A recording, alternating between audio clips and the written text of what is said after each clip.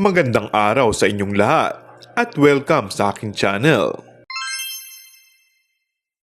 Excited na si Kim Chiu sa kanyang paparating na movie kung saan kasama niya si Paulo Avellino.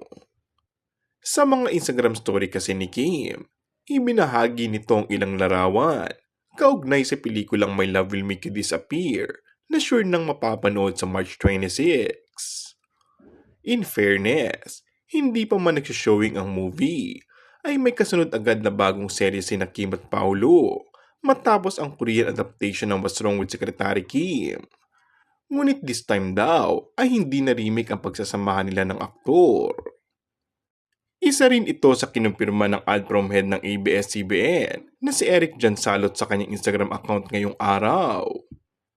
Samantala, pasabog, nakakakilig at exciting na mga bagong teleserye, pelikula at concert ang handog ng ABS-CBN sa pagpasok pa lang ng 2025.